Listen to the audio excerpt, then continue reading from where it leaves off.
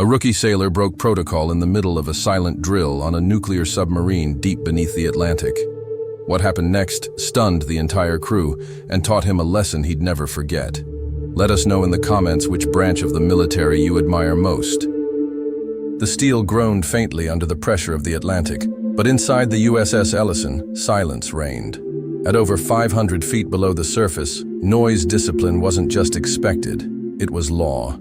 Every breath, every motion, every command mattered. And during a silent drill, it was as if the entire boat held its breath. Commander Rourke stood behind the sonar station, arms crossed, eyes like drills locked on the overhead displays. He wasn't a man who shouted. He didn't need to. With 22 years under his belt, 17 of those aboard nuclear submarines, his presence alone was enough to keep a room still. Across the control room, Seaman Bishop shifted his weight. Only 19, barely 6 months out of basic training, and already assigned to the most respected fast attack submarine in the US Navy. His uniform was crisp, regulation perfect. But confidence, too much of it, oozed from his every move. The crew called him Hollywood behind his back. Not because he looked the part, but because he acted like he was starring in a submarine movie. One-liners under his breath, rolling. His eyes when senior enlisted corrected him. And worst of all, he didn't fear the silence. That morning, they had begun the silent operations drill. The entire submarine simulated blackout mode. No talking, no clatter, no electronics that weren't vital. It tested every sailor's focus, their ability to operate purely by hand signals, intuition, and trust in the chain of command. It was Rourke's favorite drill. It separated the real submariners from the kids who just liked the uniform. For 20 minutes, everything ran smooth. The boat was quiet, the coordination flawless. And then, click. Everyone froze.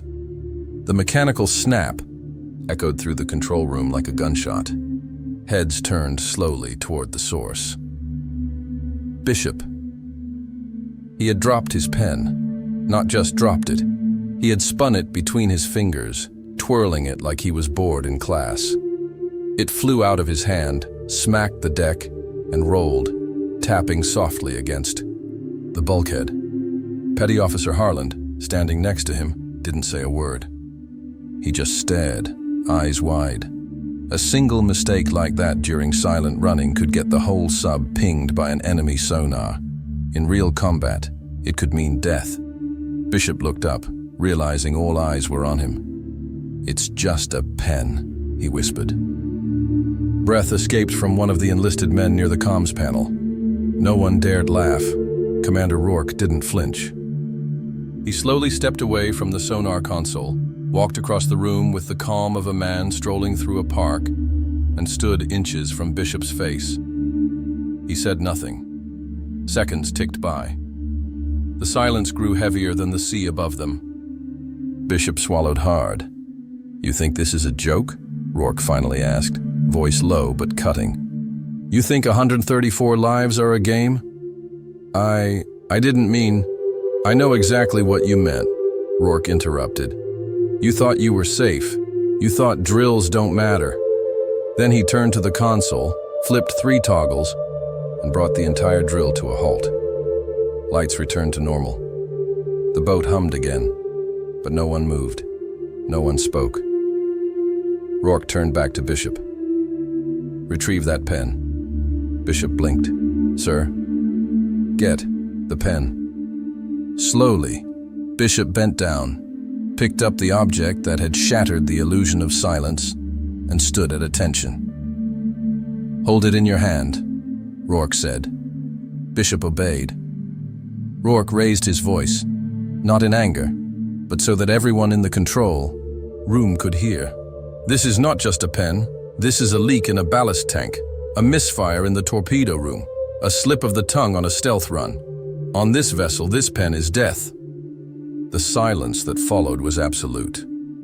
"I want you to spend the next 48 hours cleaning the entire torpedo bay, alone. And when you're done, you're going to write a full report, by hand, on what could have gone wrong if we weren't drilling. today." Bishop's face turned pale. "Yes, sir." Rourke didn't nod, didn't dismiss him. He just walked back to his station and resumed work as though nothing had happened. The rest of the crew did the same. But the lesson lingered in the air like pressure before a storm. Seaman Bishop didn't drop anything for the rest of the deployment. The faint vibration of the submarine's nuclear reactor was the only hint that life continued beneath the surface. For the next 2 hours, the USS Ellison operated as if nothing had happened.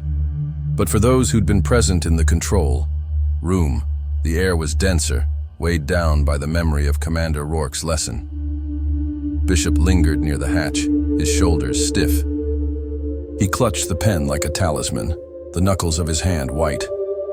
When the order finally came over the intercom for maintenance rotation, he moved toward the torpedo bay, head bowed. The eyes of his crewmates followed him. Some pitied him. Others barely masked their relief that it hadn't been them. As Bishop entered the torpedo bay, the scent of oil and cold metal greeted him. Torpedoes, silent, monstrous, rested in their racks, gleaming under harsh white lights. He looked around. The space felt immense compared to the cramped control room. Alone, the silence pressed on him in a different way now, as if the submarine itself was listening, judging.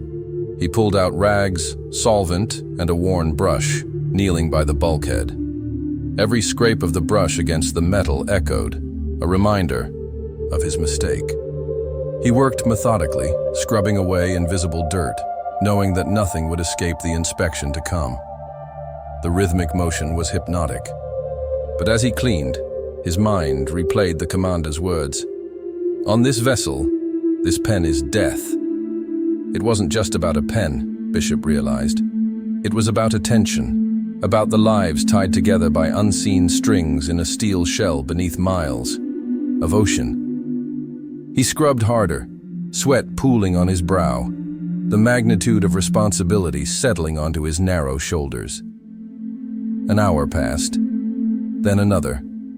The ache in Bishop's arms grew, but he didn't slow. He remembered the looks on the faces of the senior crew. Petty Officer Harland's stern glare, Lieutenant Grant's barely concealed disappointment. He was determined that by the end of his punishment, none of them would have a reason to call him Hollywood again. On the mess deck, rumors ran through the crew like current. Sailors spoke in hushed voices. "He's lucky that's all he got," one said, stirring a mug of instant coffee. "My first boat, they made a guy do 100 laps of the engine room for less. He'll remember this for the rest of his life," another replied. "Commander Rourke's old school. Doesn't raise his voice, but when he talks, man, it sticks with you." Petty Officer Harland, the senior man in Bishop's division, said nothing. He watched the younger men, weighing their reactions. Discipline wasn't about punishment, he thought. It was about trust. If you couldn't trust the man next to you to do his job, then none of the fancy technology mattered. After 12 hours, Bishop's hands trembled from fatigue.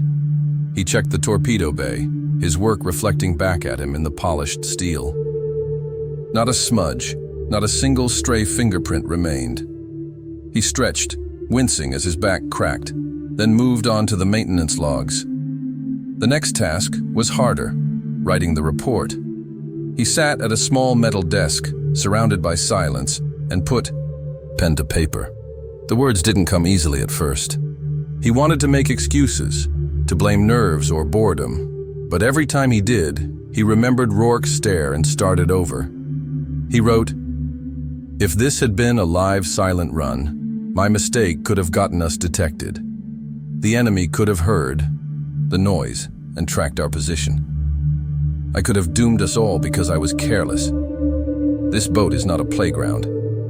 I understand that now. Every movement matters. Every second matters.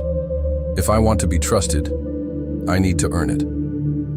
By the time Bishop finished, his script was neat, lines sharp. He reread it twice, then slid the report into a folder and placed it outside the commander's office. The next day, Bishop rejoined the crew in the control room. Conversation stilled as he entered.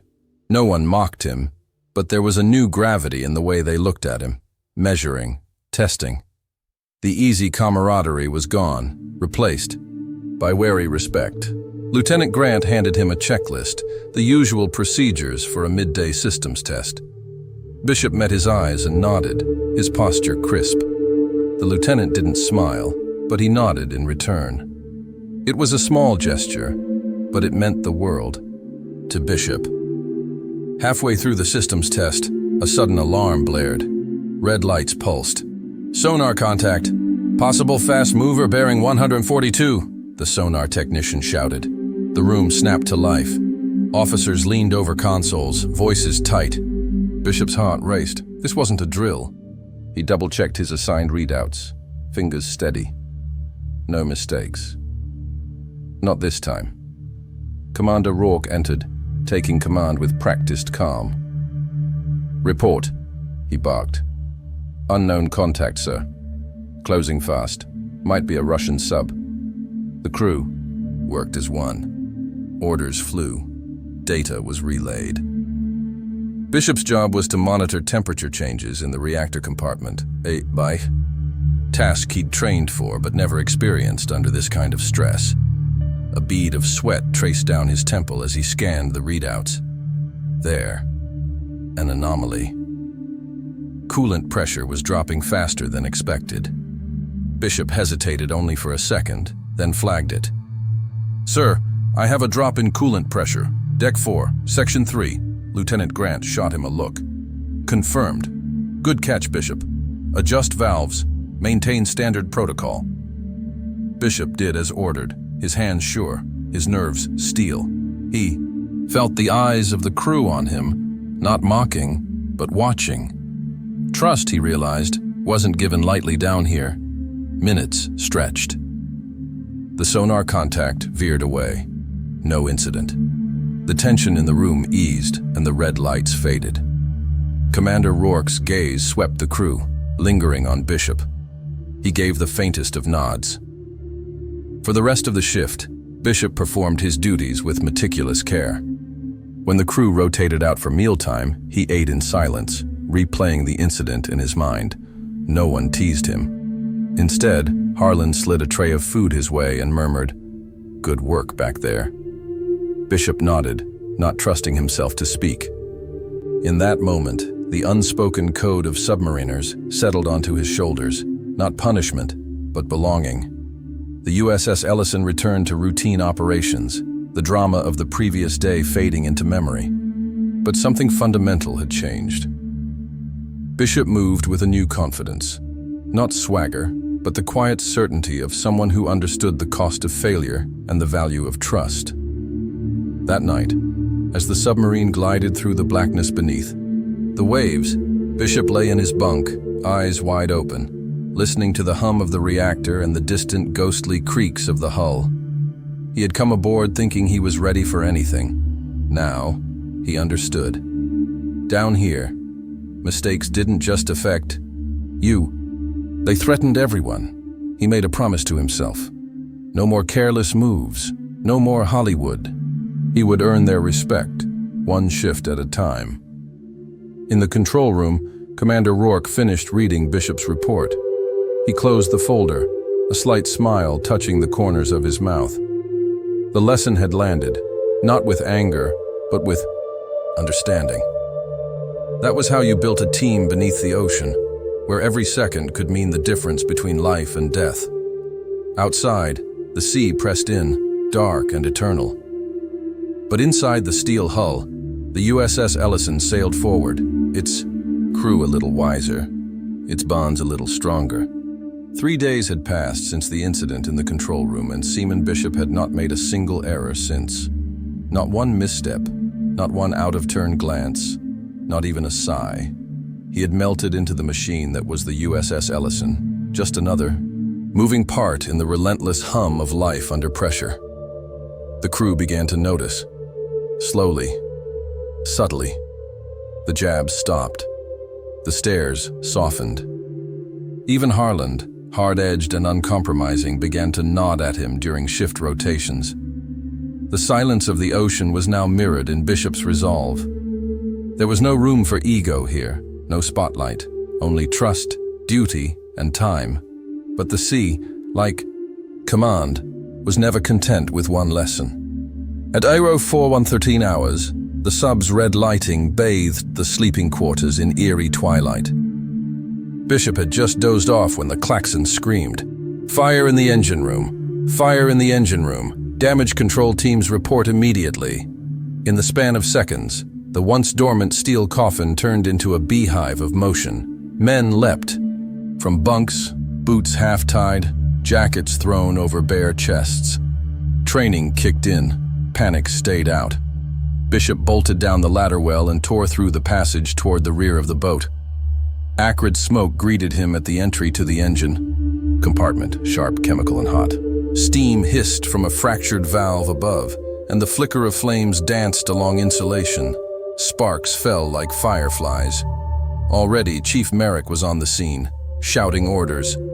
"Seal vent 3A, isolate the compartment. Where's my extinguisher?" Bishop didn't hesitate. He didn't think. He dropped low, grabbed an extinguisher, and crawled along the deck. Smoke clawed at his lungs, but his arms didn't waver. He aimed at the base of the flames and pulled the trigger. A torrent of CO2 blasted forward, engulfing the fire in a white cloud. Behind him, another crewman sealed the vent with a groan of steel. The flames choked once, then died. Silence returned, broken only by coughing and the distant thrum of the reactor continuing to purr like nothing had happened. Chief Merrick yanked off his mask and stared at Bishop. "You good?" Bishop nodded, covered in soot. "You reacted fast. Who trained you?" "Harland," Bishop croaked, "and Commander Rourke." Merrick gave a tight grin.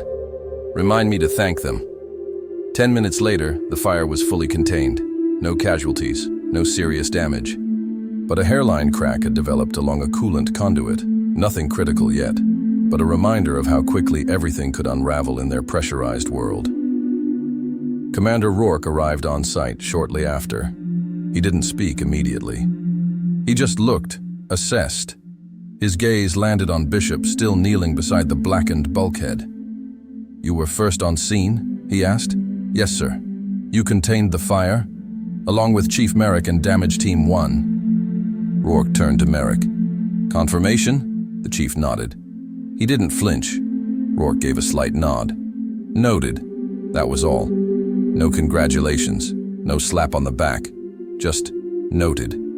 But in the language of submariners, it meant everything. Later, that evening, Bishop returned to the crew's mess. Conversation dipped for a moment when he entered, then resumed. He sat alone, picking at cold eggs and rehydrated potatoes, when Petty Officer Harlan took the seat across from him. "You held your ground today," Harlan said.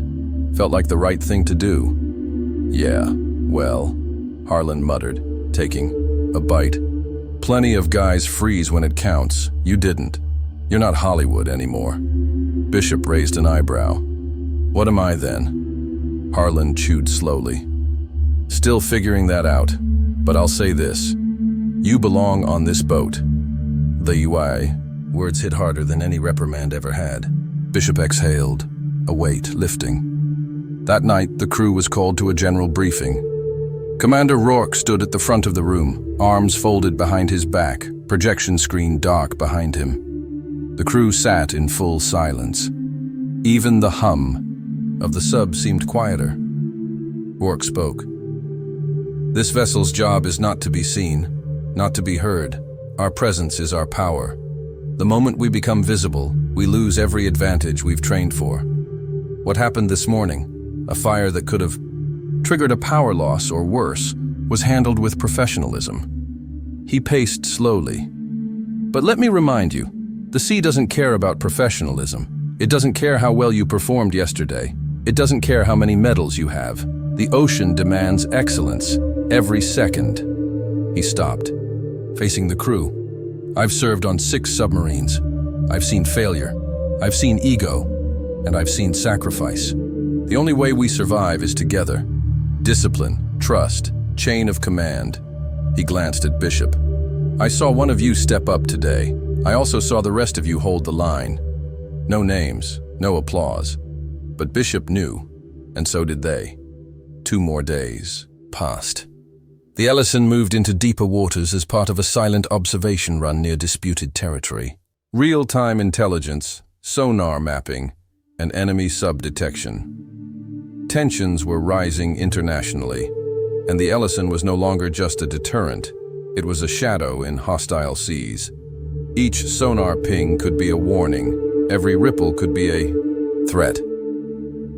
On the 4th night, sonar detected an unknown signal, subtle, fast-moving, 700 meters out. Could be Russian, could be a whale, could be a decoy. The control room tensed. Commander Rourke took the chair. Silent mode, full blackout, all stations report readiness. Lights dimmed. Conversations died. The entire vessel shifted into ghost mode. For over 30 minutes, they floated in silence. No response, no movement, just the sound of their own hearts and the distant blip of a possible threat. And then the sonar tech turned, pale-faced. "Sir, the contact, it's pinging." "Us," Rourke narrowed his eyes. "Are we being painted?" "Yes, sir." Passive sonar ping confirmed. Harlan spoke up. "Sir, should we prepare countermeasures?"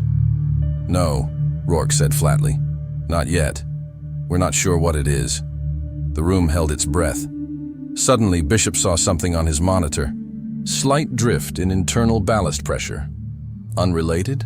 Or sabotage? A leak? He leaned in. Triple-checked. "Sir, I have a pressure variance in aft ballast tanks. Section 7. "Confirmed?" Rourke asked. "Yes, sir. Minor for now, but if it shifts any more, it could affect our trim." Rourke gave one short nod. "You've got 5 minutes. Go." Bishop bolted from his station, crawling through narrow maintenance tunnels toward the ballast system. Each clang of his boots echoed into metal infinity. Every breath was measured. He reached the panel and saw it. A micro-leak. Slow but enough to change their signature on an enemy sonar scan. He dove into action, tools in hand, sweat mixing with grime. He braced himself as the sub tilted slightly.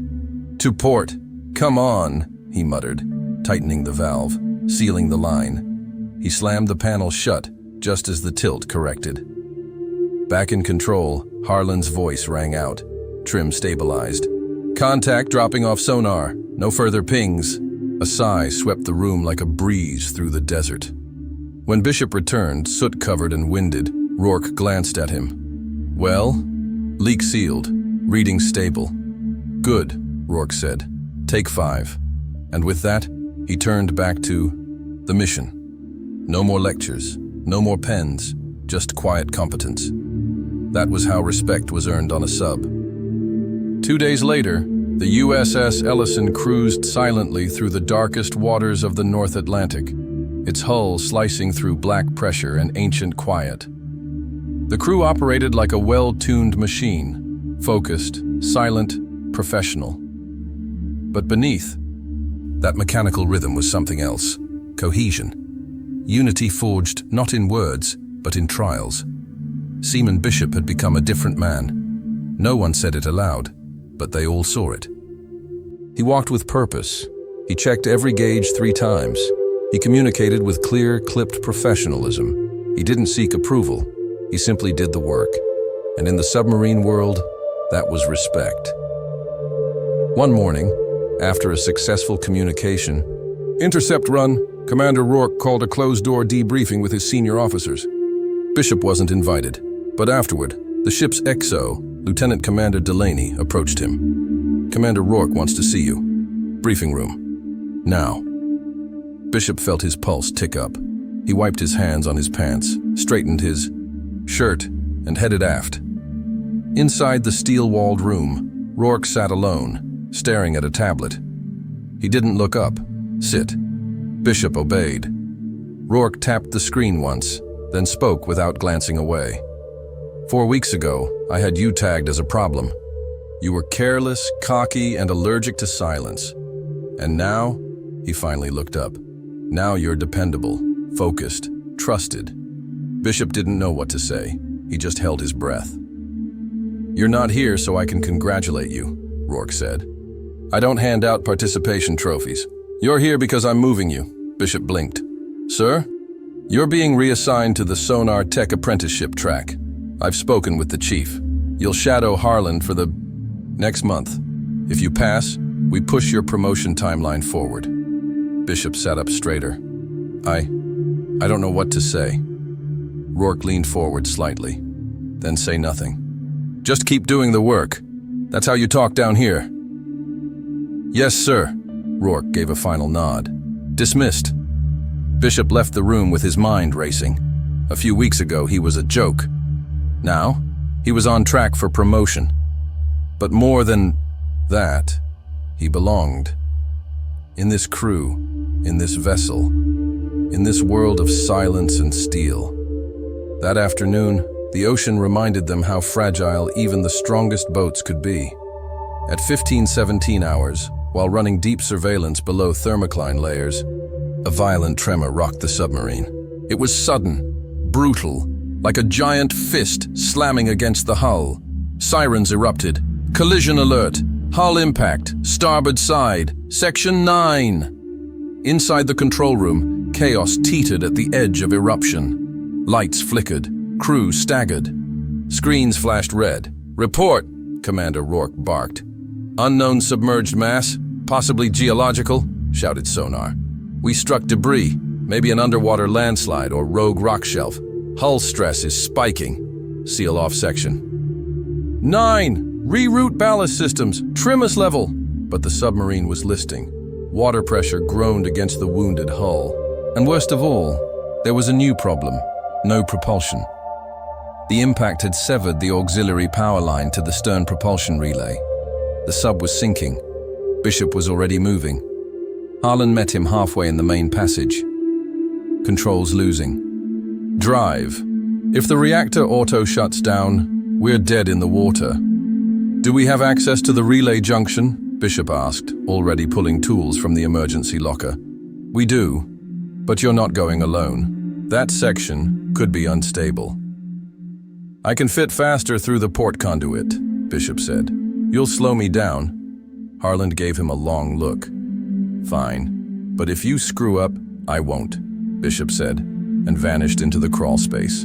The submarine was tilting harder now, alarms wailing. Inside the conduit, it was pitch black, save for the glow of his helmet light. The air was thick, hot. He crawled forward, elbows scraping, until he reached the relay junction. It was cracked, but it wasn't gone. Bishop studied the panel like a surgeon planning a cut. He rewired the primary connection, bypassed the burnt node, and rerouted power through the emergency line. Then he shouted into the comms, "Try it now!" A beat of silence. Then, "We have thrust. Propulsion re-engaged." The sub lurched back into motion, leveling out. The crew erupted into shouts of relief. In the control room, Rourke closed his eyes for a second. Just one. Then he stood straighter. Helm, maintain depth. Reactor, report status. All departments, damage control sweep. 15 minutes later, Bishop emerged from the conduit, hands shaking, soot smearing his face. Harlan met him and slapped his shoulder. "You just saved 134 lives." Bishop gave a weak smile. "Guess I've got a thing for close calls." When the final report was filed, Rourke didn't say much. But his signature on the commendation form said more than words ever could. That night, the crew gathered in the mess hall.